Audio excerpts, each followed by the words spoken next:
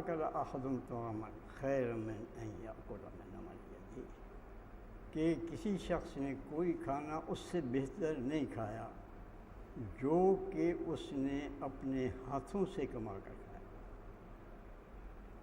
اور اللہ تعالیٰ کے نبی داؤد علیہ السلام اپنے ہاتھ کی کمائی کے کھاتے تھے۔ آپ نبی کریم صلی اللہ علیہ وسلم کا ارشاد یہ اپنے معنی میں بالکل واضح ہے، یعنی اسلام جو ہے وہ نکھٹوں کی پرورش نہیں چاہتا کہ لوگوں کے چندوں پہ جئیں یا خیرات کے اس پہ جئیں، بلکہ اس کو یہ چاہتا ہے کہ اپنی کمائی سے، اپنی کسب سے، اپنے کام سے جو ہے وہ کمائیں اور وہ کھائیں، بجائے اس کے کہ وہ دوسروں پر ایک بوجھ بن کے رہیں، بجائے اس کے کہ وہ لوگوں کو اپنا ایک کوئی تقدس ظاہر کر کے اس کے لیے چندے اکٹھے کریں یا محتاج بن کر لوگوں کے سامنے ہاتھ پھیلائیں۔ ہاتھ پھیلانے کی بجائے اس ہاتھ سے کام کریں اور ہاتھ سے جو کمائی ہو اس کو جو ہے اپنے اخراجات کے لیے استعمال کریں۔ اور پھر آپ نے ایک مثال دی، مثال بھی کسی عام شخص کی نہیں بلکہ ایک نبی کی، داؤد علیہ السلام کہ داؤد صلی اللہ علیہ السلام اللہ تعالیٰ کے نبی تھے، ان کو تو آسمان سے بھی رزق اتر سکتا تھا، اور لوگ بھی ان کے جو پر ایمان لانے والے تھے اور وہ اپنے زمانے کے بادشاہ بھی تھے، تو ان کے لیے کیا کمی تھی کہ ان کو کیا ضرورت تھی کہ وہ اپنے ہاتھ کھائیں، لیکن نہیں، فرمایا کہ وہ اپنے ہاتھ سے کمائی کھاتے تھے۔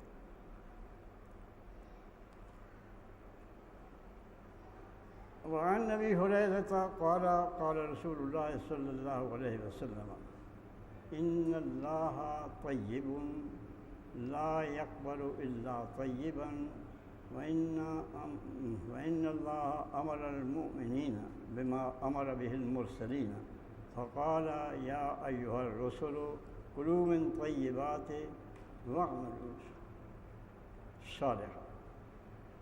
قال اللہ تعالی یا ایھا الذین آمنوا کلوا من طیبات ما رزقناکم، ثم ذکر الرجل یطیل السفر اشعث اغبر یمد یدیہ الی السماء یا رب یا رب،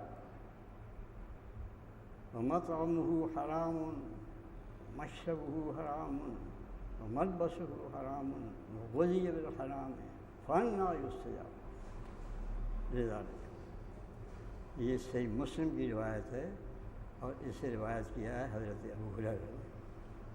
قال رسول اللہ صلی اللہ علیہ وسلم، نبی کریم صلی اللہ علیہ وسلم نے ارشاد فرمایا کہ اللہ تعالیٰ پاک ہے، اللہ تعالیٰ پاک ہے، لا یقبل الا طیبا، وہ پاک کسی چیز کو قبول کرتا ہے، یعنی اس کی ذات بھی عیب ہے، وہ منزہ عن النقائص ہے، ہر طرح کی عیب سے، ہر طرح کی آلودگی سے، ہر طرح کی ناپاک چیز سے وہ اس کی ذات جو ہے وہ برتر ہے، وہ پاک ہے،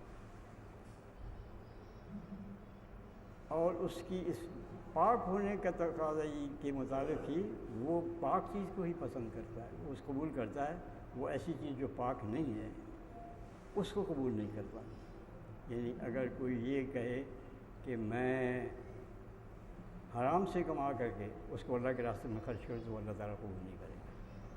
اللہ تعالیٰ کو وہی کمائی قبول ہوگی جو حلال کے ذریعے سے اس نے کمائی ہوگی، اور اللہ کی ہدایت اور قرآن نبی کریم صلی اللہ علیہ وسلم کی ارشاد کے مطابق اس نے وہ کمائی ہوگی۔ جو کمائی اس نے مشتبہ ذرائع سے کی، حرام ذرائع سے کی، ایسے ذرائع سے کی جن کے ذرائع سے کمائی کرنا جو ہے وہ اللہ اور رسول نے ناجائز قرار دیا ہے، ان سے اگر وہ لوگ کمائی کر کے یہ سمجھے کہ میں اللہ تعالیٰ کو اس میں سے کچھ لوگوں کو خیرات دے کر یا کچھ لوگوں کو کھانا کھلا کر میں اللہ تعالیٰ کی یہاں کوئی مقام و مرتبہ حاصل کر لوں گا، تو یہ نہیں، لا یقبل الا طیبا، وہ تو پاک ہے اور پاک چیز کو ہی وہ پسند کرتا ہے۔ یہ آج کل کے لوگوں کے لیے خاص پر یہ توجہ کی بات ہے کہ آج حلال حرام کی جو ہے وہ تمیز مٹ گئی ہے، اور وہ جو زیادہ حرام کماتے ہیں وہ زیادہ ان کو بھروسہ ہے کہ ہم چونکہ زیادہ اللہ تعالیٰ کی راہ میں خرچ کر دیں گے، ہم کوئی مسجد بنوا دیں گے، کوئی یتیم خانہ بنوا دیں گے، یا اللہ تعالیٰ کو راضی کرے سود دیں گے، بے ایمانی کریں، غلط کریں، سٹہ بازی کریں، جوا کھیلیں، جو بھی کریں ٹھیک ہے، وہ سب اس کے نیچے دب جائے گا۔ نہیں، لا یقبل الا طیبا، وہ تو پاک ہے اور پاک ہی کو پسند کرتا ہے اور قبول کرتا ہے۔ پھر فرمایا اب دیکھیے کیسی خوبصورت نبی کریم صلی اللہ علیہ وسلم نے اور کتنی فصیح مثال دی. فرمایا ان اللہ امر المؤمنین بما امر به المرسلین، اللہ تعالیٰ نے اہل ایمان کو بھی اسی چیز کا حکم دیا ہے جس چیز کا اس نے رسولوں کو حکم دیا ہے. اور رسولوں کا حکم اس نے یہ فرما کر دیا ہے کہ یا رسول کلوا من الطیبات وعملوا الصالحات. قال اللہ تعالیٰ نے فرمایا یا ایھا الذین آمنوا کلوا من طیبات ما رزقناکم. رسولوں کو کیا حکم ہے کہ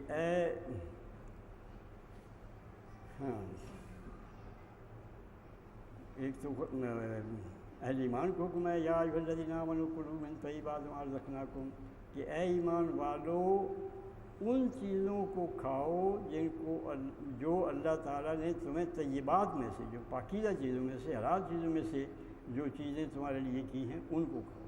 طیبات کے دونوں معنی آ سکتے ہیں. ایک تو وہ چیزیں جو ویسے فی نفسی حرام ہے، مثلا سوگا ہے، مردہ ہے، اس طرح کی چیزیں جو ہیں درندے ہیں. دوسری یہ ہے کہ وہ حرام کی کمائی سے، یعنی نہ تو وہ ویسے فی نفسی حرام ہوں نہ وہ حرام کی کمائی سے ہوں. یہ اللہ تعالیٰ کا حکم ہے اہل ایمان کو. اور اہل جو رسول ہیں ان کو بھی یہی حکم ہے یا ایھا الرسول کلوا من الطیبات الصالحات کہ تم جو ہے رسولوں کو یہ مخاطب کریے. اللہ تعالیٰ نے فرمایا کہ طیبات سے کھاؤ، اپنا کھانا پینا جو ہے وہ پاکیزہ چیزوں سے بناؤ اور اچھے کام کرو. پھر آگے مثال دی کہ کس طرح ہوتا ہے جو حرام کی کمائی ہے اس کا کیا پھر نتیجہ کیا نکلتا ہے. آپ نے ذکر کیا یطیل السفر کہ ایک شخص جو ہے وہ بڑے لمبے سفر چاہتا ہے، کوئی شاید حج کر کے آیا ہو یا کسی زیارت کو دیکھ کے آیا ہو یا اور کوئی نیکی کا سفر کر کے آیا ہو. اشعث اغبر، اتنا طویل سفر اور اتنا مشقت والا سفر کہ اس کے بال بکھرے ہوئے ہیں، اس کا جسم جو ہے گردآلود ہے.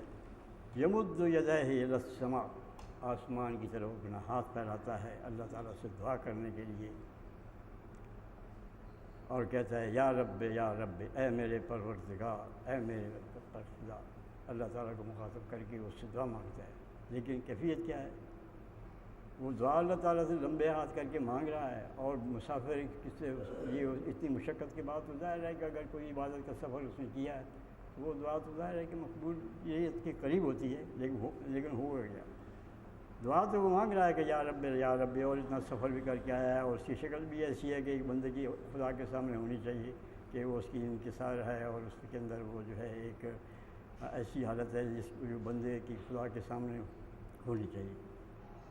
لیکن دعا مانگنے کے ساتھ مطعمہ حرام، اس کا کھانا پینا جو ہے وہ حرام سے ہے، اور مشربہ حرام، اور جو وہ پیتا ہے وہ حرام چیزیں پیتا ہے، اور ملبس حرام، اور اس کا جو لباس ہے وہ بھی حرام سے بنا ہوا ہے، اور غذی بالحرام، اور وہ پرورش جو کرتا ہے اپنے جسم کی وہ بھی حرام سے کرتا ہے. وَأَنَّىٰ يُسْتَجَابُ، ایسے شخص کی دعا کیسے قبول ہوگی؟ آپ نے یہ دیکھیے، یہ نبی صلی اللہ علیہ وسلم افصح العرب ہے نا، یہ نہیں فرمایا کہ اس کی دعا نہیں قبول ہوگی.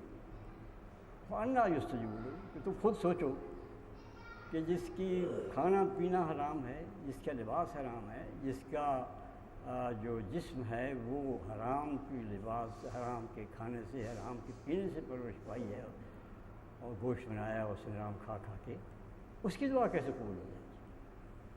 اللہ طیب جو ہے اس دعا کو کیسے قبول کرے گا؟ اس جو نجاست سے اس کا یہ کہ ذرہ ذرہ اور ایک خلیہ آلودہ ہے. تو یہ بہترین اسلوب ہے لوگوں کے ذہن میں یہ بات ڈالنے کا کہ اللہ تعالیٰ جو ہے حرام کی کمائی کو کسی صورت میں بھی پسند نہیں کرتا. اور یہ چیزیں جو ہیں دراصل ہر دور میں اور خاص کر اس دور میں یہ ہمارے لیے یعنی مشعل راہ ہے کہ ہم دیکھیں، اپنے آپ کو دیکھیں، گرد و پیش میں دیکھیں کہ ہم کس قدر غلط راستے پہ جا رہے ہیں.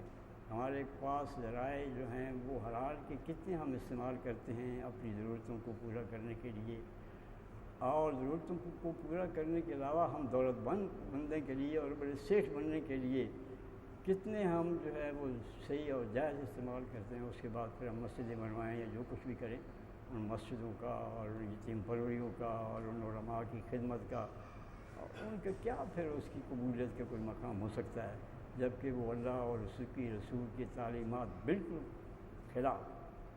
اس حرام چیزوں سے اس کی حاصل کی ہے، غذا کھاتے ہیں وہ حرام ہوتی ہے، پانی پیتے مشروبات جو ہیں وہ حرام ہوتے ہیں، لباس ان کا حرام کی کمائی سے بنا ہوتا ہے۔ تو اللہ تعالی ہمیں توفیق دے حلال کھانے کی، اور ہمیں توفیق دے حرام چیزوں سے بچنے کی، اور ہمیں یہ توفیق دے کہ یہ معاشرہ جو ہے دھسا ہوا ہے حرام کی کمائیوں کے اندر، اور ہمارا کوئی ہنر سمجھتا ہے اور حلال کمائی والوں کو جو ہے وہ بیوقوف سمجھتا ہے کہ یہ کرتے ہیں۔ اللہ تعالی ہمیں ان لوگوں میں سے کرے جو ان تمام دانوں کو برداشت کرتے ہیں، اور پھر بھی جو اپنی مشر لیے جو ہے وہ کھڑے ہیں، ہوا ہے گوتم دو تیز ہے لیکن چراغ اپنا جلا رہا ہے۔ وہ مرد دشویش جس کو حق نے دیے انداز کو سروانا کہ ہم اپنے دیے جلائے رکھیں، آندھیاں چلیں، جھکڑ آئیں، کچھ بھی ہوں، لیکن ہم اپنی یہ مشعل ایمان جو ہے اس کو بجھنے نہ دیں، اور رسول اور اللہ کے نبی اور اللہ تعالیٰ کی تعلیمات جو ہیں تمام مشکل حالات کے باوجود ذاتی سختیاں بھی برداشت کریں، اپنی اولاد جو ہے ان پر بھی سختی آ جائے تو اس کو برداشت کریں، لیکن حرام کی طرف قدم نہ بڑھائیں محض آسائش کے لیے اور آرام کے لیے اور بڑا بننے کے لیے اور آسائش کے لیے۔ آخر دعوانا الحمدللہ۔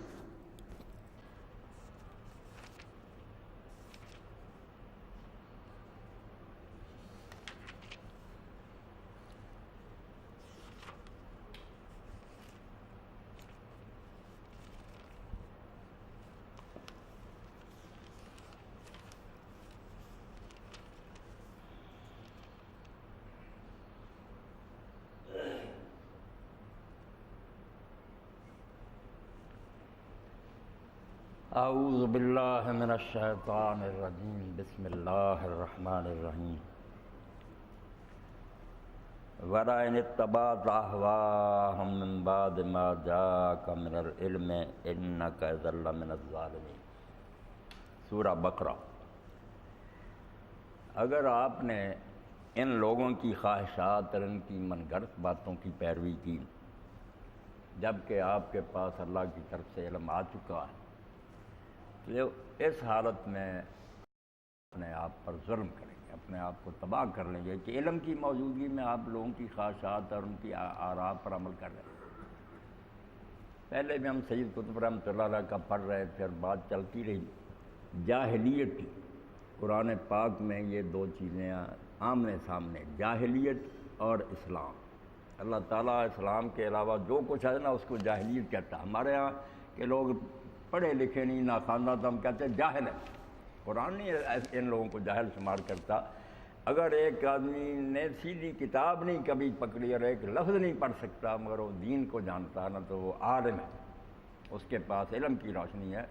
اور اگر سارے جہان کی کتابیں پڑھ جائے اور دانشور اور فیلسوف بن جائے مگر دین سے بے خبر ہے تو وہ جاہل، بدترین جاہل ہے۔ اور ایسے ہی جاہل ہیں جنہوں نے اب دنیا پر قبضہ کیا ہو۔ یہ یونیورسٹیوں اور کالجوں میں جو بیٹھے ہیں نا دانشور اور کتابیں لکھ رہے ہیں، یہ عالم نہیں ہے، بہت بڑے جاہل ہیں۔ اور ان کی جاہلیت کو اللہ کہتا ہے کہ ظلمات، ایسا اندھیرا ہے جیسے گہرا سمندر ہو، درمیان میں آدمی رات کے وقت پھنسا ہوا، اوپر بادلوں لہر پر لہر چڑھی آ رہی، ظلمات بعض فوق بعض۔ اس دور میں ہم رہ رہے ہیں جس کو علم کا دور کہتے ہیں نا، اندھیروں پر اندھیرے چڑھے گئے۔ جہالت کا نام علم رکھ دیا کہ کتابوں میں لکھ دی یہ باتیں، کوئی نہیں، یہ دنیا خود بخود وجود میں آ گئی، کوئی اس کو نہیں چلا رہا، نہ اس کا کوئی خاتمہ ہے، نہ بعد میں کوئی حساب کتاب ہے، نہ کوئی وحی نازل ہوئی ہے، انسان اپنی سمجھ اور عقل سے سارے مسائل حل کر سکتا۔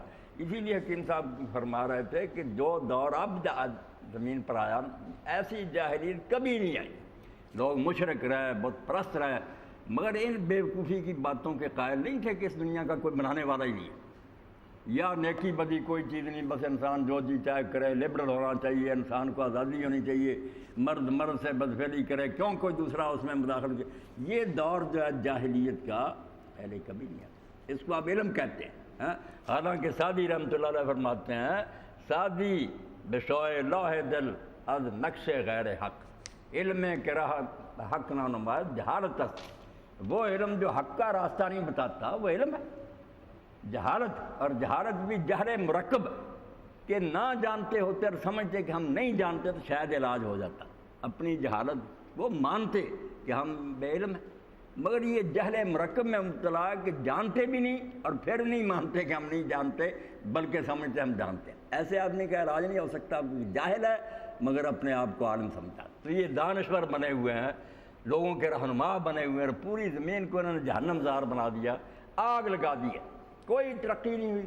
یہ جو ہے کہ جو ہے ہماری زرعی یونیورسٹیاں انہوں نے پیداوار بڑھا دی، سائنسدانوں نے یہ تحقیق کی، سبزی جو ہے زیادہ بڑی مقدار میں پیدا کھیتیاں. اب خود انگریز کافر لکھ رہے ہیں کہ اس ترقی سے تم نے لوگوں